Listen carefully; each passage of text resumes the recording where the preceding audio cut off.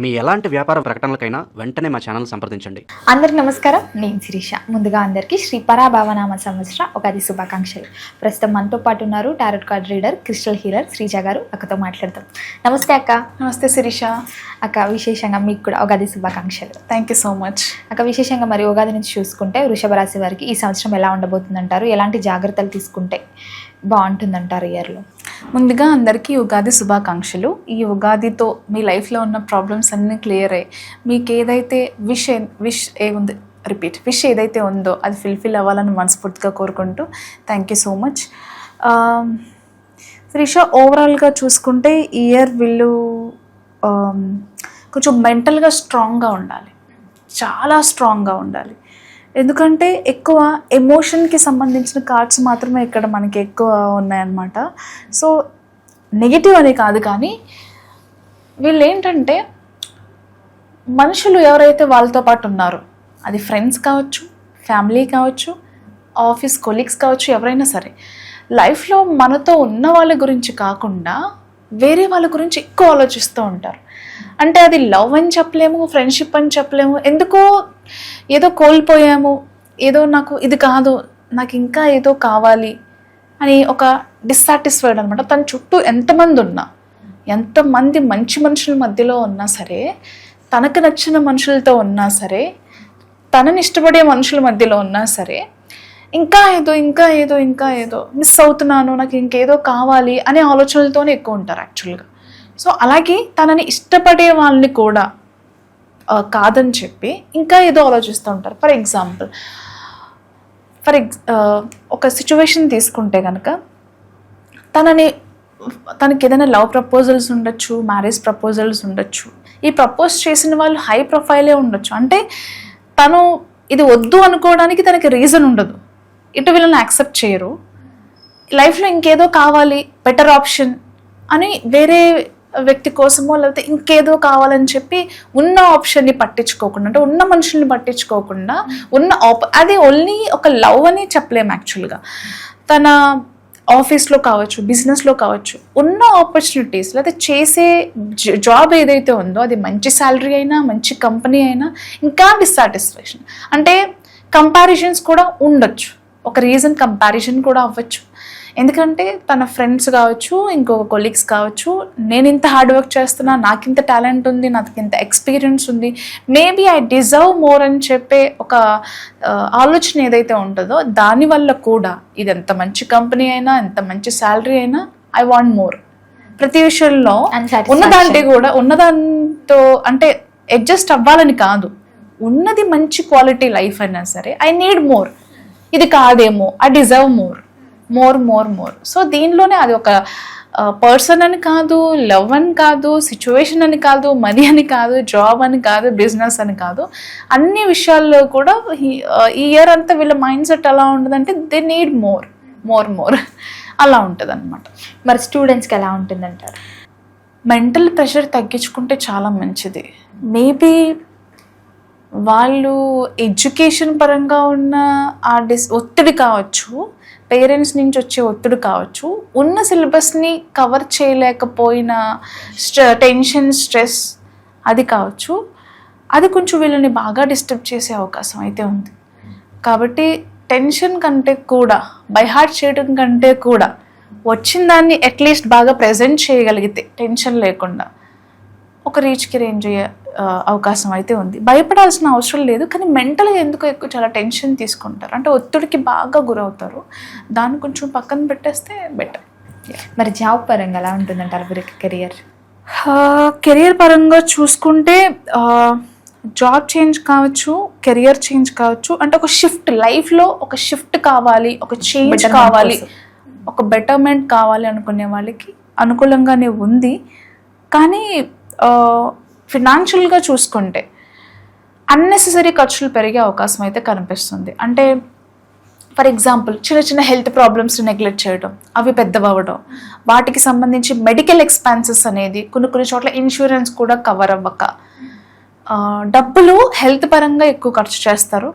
అలాగే సరైన ప్లానింగ్ లేక, అది బిజినెస్లో కావచ్చు, లేకపోతే ఇంటికి సంబంధించిన ఖర్చు విషయాల్లో కావచ్చు, ట్రావెల్ ప్లాన్స్ కావచ్చు, ఏదైనా సరే సరైన ప్లాన్ చెయ్యక డబ్బు అనేది చాలా ఎక్కువ ఖర్చు అయ్యే వృధా అని చెప్పలేం, కానీ అవ్వాల్సిన దానికంటే కూడా ఎక్కువ అయ్యే ఛాన్సెస్ అయితే ఉన్నాయి.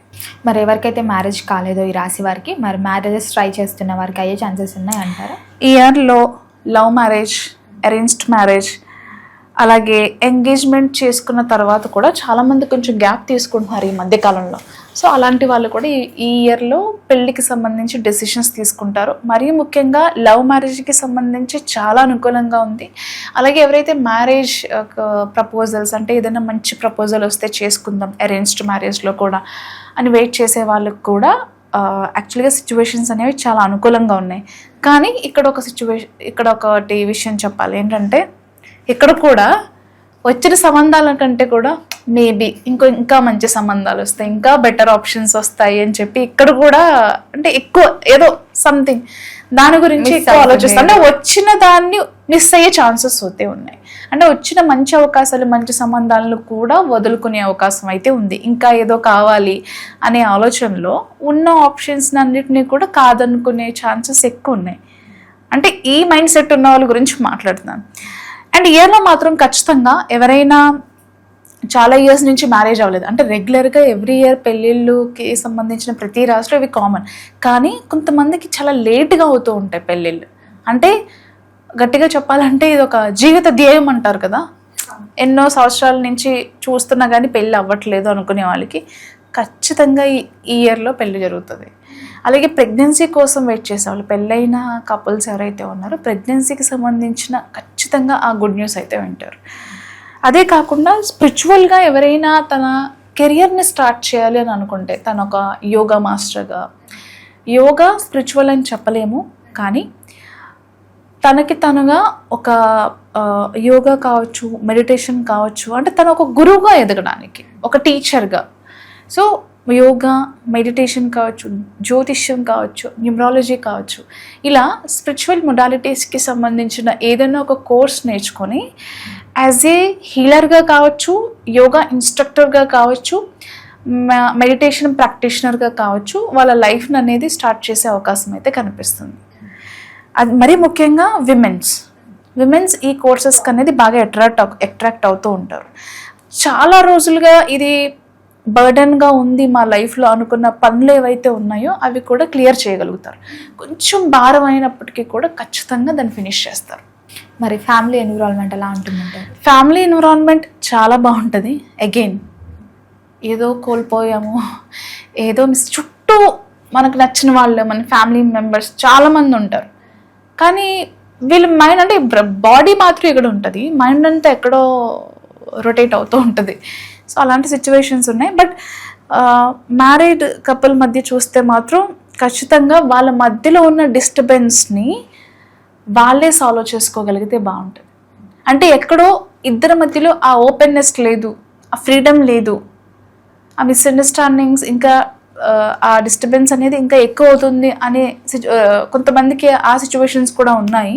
కొంచెం దాన్ని కూడా వీళ్ళు క్లియర్ చేసుకుంటే బెస్ట్. యాక్చువల్లీ పొలిటీషియన్లో ఉన్న వరకు ఎలా ఉంటుంది?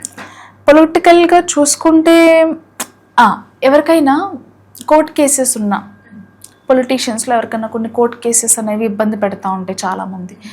సో వాళ్ళకి మాత్రం చాలా పాజిటివ్గా ఉంది. ఈ ఇయర్లో వాళ్ళు ఖచ్చితంగా ఆ కోర్ట్ కేసుకి సంబంధించి ఆ విన్నింగ్ సిచ్యువేషన్స్ అనేది చాలా అనుకూలంగా ఉండిపోతున్నాయి. హెల్త్ పరంగా ఎలా ఉంటుందంటారు అక్క?